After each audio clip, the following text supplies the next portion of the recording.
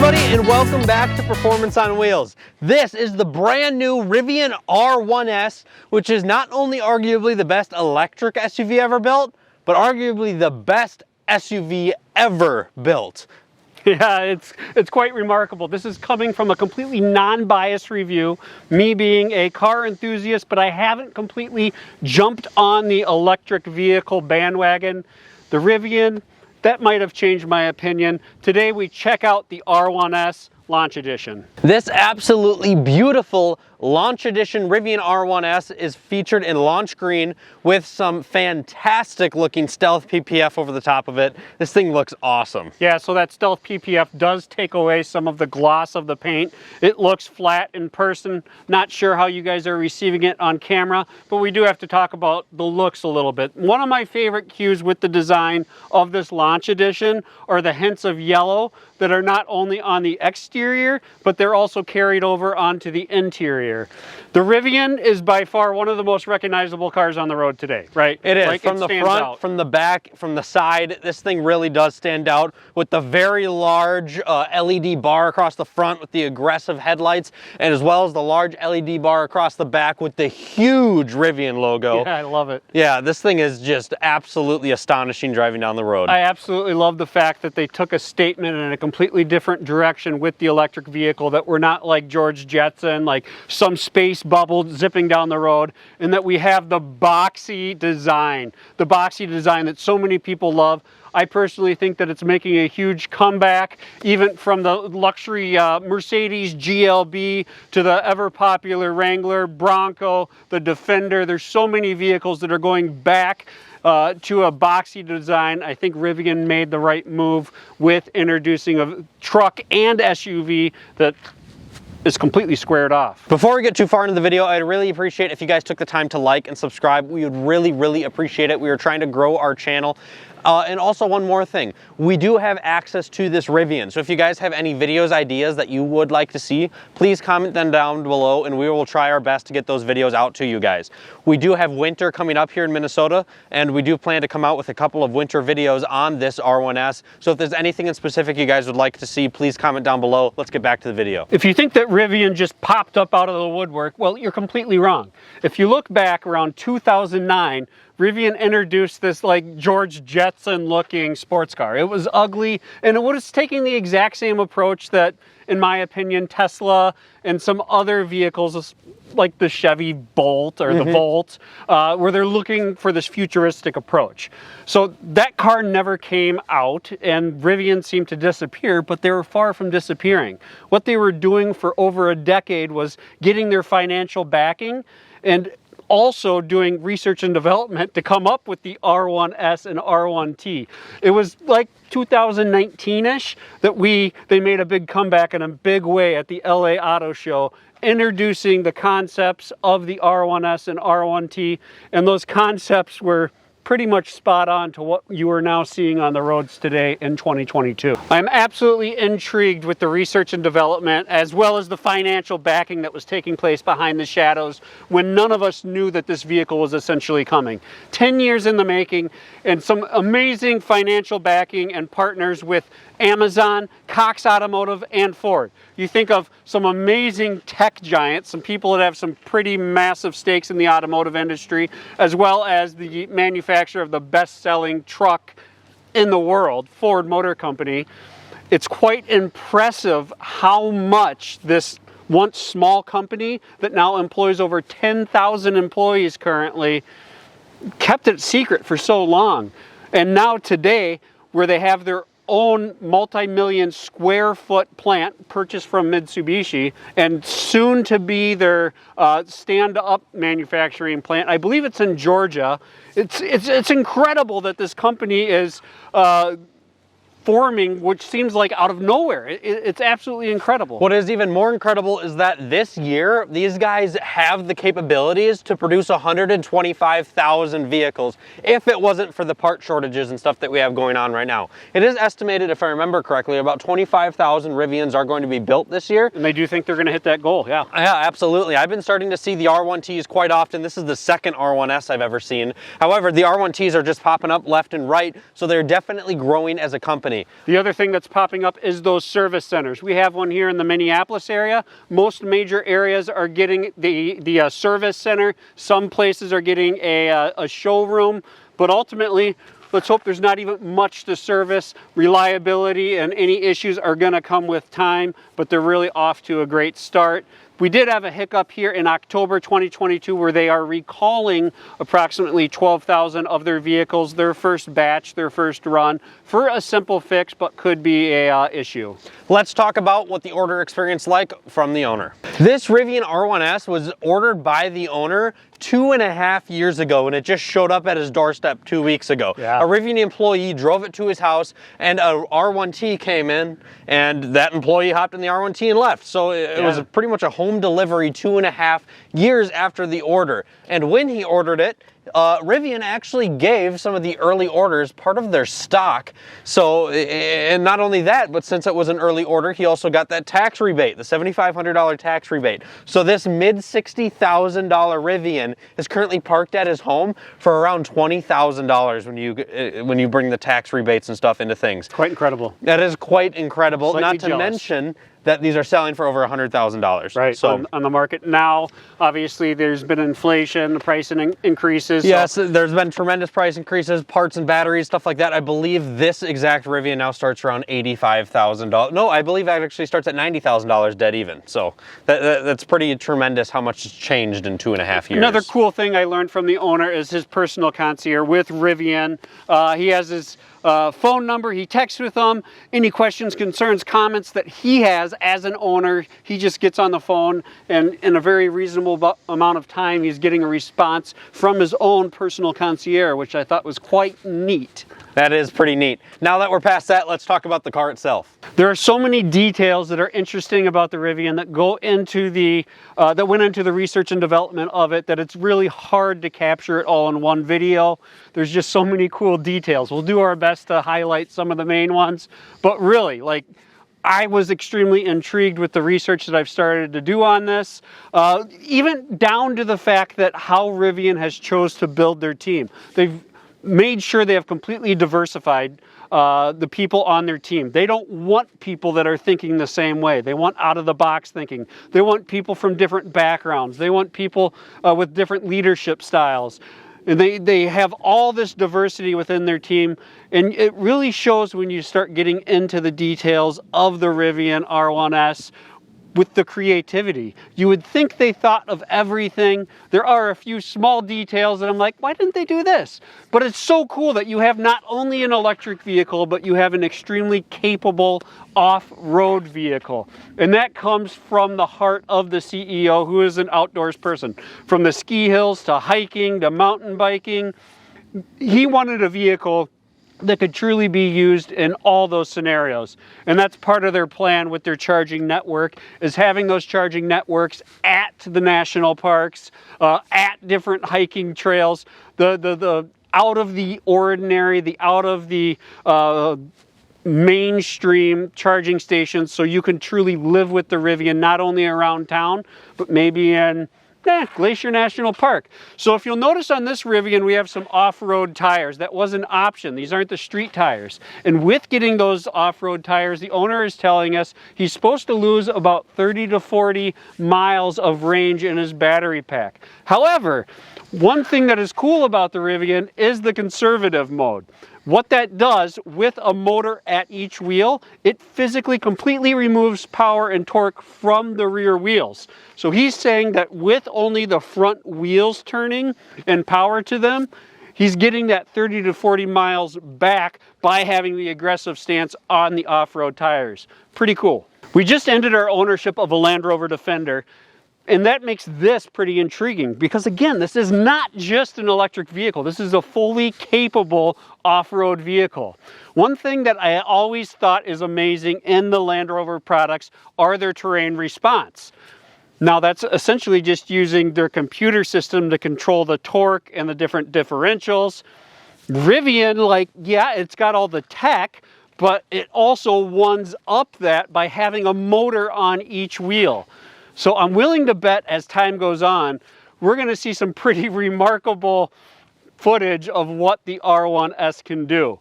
Another thing that's pretty cool about the Rivian is, no, there's no solid axles going on, obviously. Independent air on each corner. And this is a pretty cool system because it's got like some of the highest ground clearance capable of almost any vehicle on the market. Yeah, there's only 3 other vehicles that are even above 14 inches of ground clearance on the market, which is the Hummer EV as well as the Ram 2500 Power Wagon. And that ground clearance is remarkable. You can only go up to 20 miles per hour when you're at that 14.4 inches of ground clearance. But you can also, when you drop it 6.5 inches to like 7.9 inches, you can hit that 3.6 0 to 60 time that we prove with our Draggy.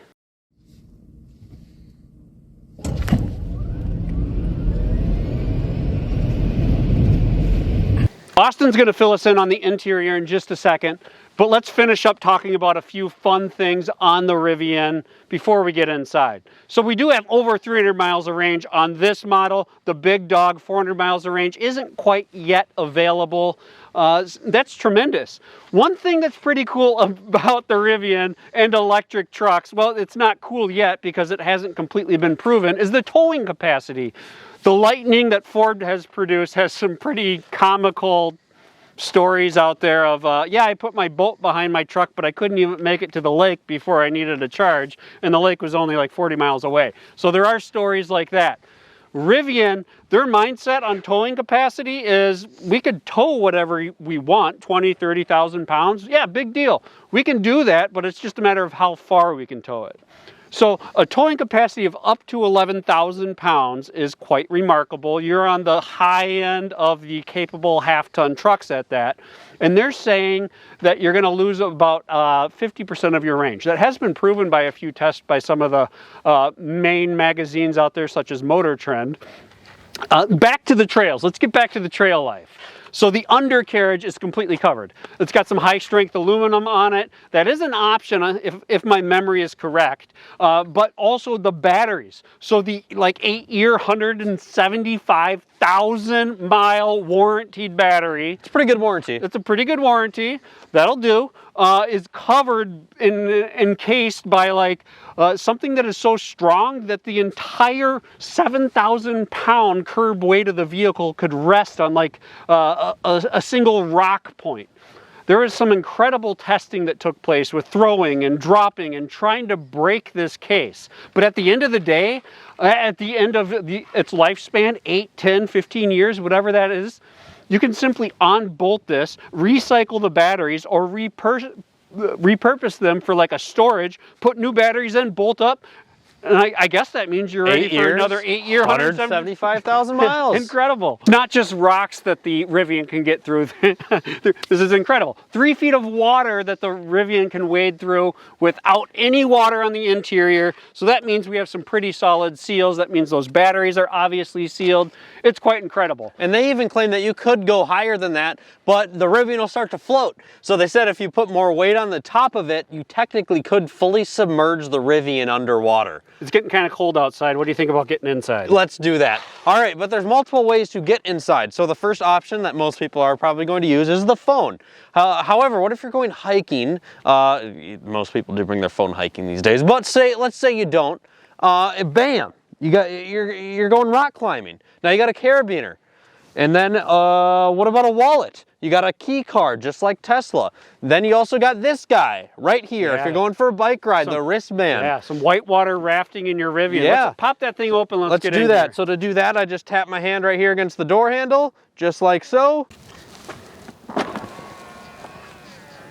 All right, as I hop into the Rivian, check out this beautiful, beautiful interior. So everything in here that you see that is leather is actually vegan leather, and it is made to be fully recycled, and then you just pop a new one in when you're done. You know, leather wears out or whatever. You know, it's just kind of a cool feature that this thing has. As we talk about the technology and some of the stuff that the Rivian features, a lot of it is kind of similar to Tesla if you guys have ever been in one. In the sense that all of the controls are mainly done through this screen. Your steering wheel controls, all of that good stuff is done directly through this screen.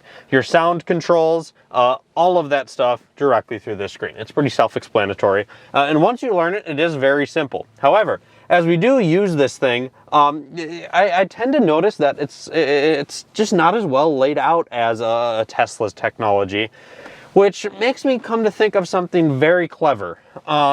You know, Tesla's like the flagship electric car. There's no doubt about that. So I look at Tesla and I think like an Apple iPhone. I look at Rivian and I see a Samsung. And then you look at all the other electric cars and it kind of feels like Android, if you know what I mean. Samsung and Apple are the two main competitors. They're the two biggest phone companies out there. And Samsung, they have so many cool features that Apple doesn't have. They have a lot of things that they try things new. They do things that Apple would never even dare to try. But Apple is just always a smoother system. The battery will always last longer. That's not the sense in this. The battery will always last longer on an iPhone, and just everything about it is a smoother operating system. However, I like the differences. I like the trying things new. I like the fact that it's just different. And that's exactly why I would pick a Samsung.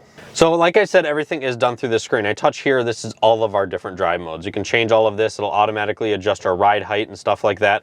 You touch over here, this is our climate, very similar to Tesla. You drag where you want it to go. You adjust the heat, you adjust that, heated seats, cooled seats, all types of stuff like that. You tap your name up here. That's how you can adjust the steering wheel. You use the same dials just like you would in a Tesla. The same thing with the mirrors. Use the dials just like you would in a Tesla. It is so unbelievably similar the way that this works. However, it just doesn't feel as refined, basically. But it is a very, very good system. When I go into saying things like trying things that Tesla would never try, like this is the most clever thing ever. Putting a speaker directly into the center console that you can just pull out. It's a Bluetooth speaker that's charged with the same batteries that are used to power the car. I mean, how clever is this? Just a portable Bluetooth speaker. Not only that, but if we actually open the door, we have a little button out here where we can just pull a flashlight out, which is also powered by the same batteries that power the car down below. To start up the Rivian, also just like a Tesla, just tap the brake, and then your drive modes and stuff like that are right over on the right dial. Self-driving, you just double tap down on the right dial. And then over on the left side here, of course, we have our turn signal, all of our wiper controls, and then our headlight controls are also over here as well. The build quality in this Rivian is incredible. That's one of my favorite parts about it so far. Just everything in here. Zero creaks or rattles. All panels are aligned. Everything about it is just tremendously well built. Nothing feels loose or anything like that. I really, really like the interior of this Rivian. We've been driving it around for a while and there's nothing that is a flaw inside of here.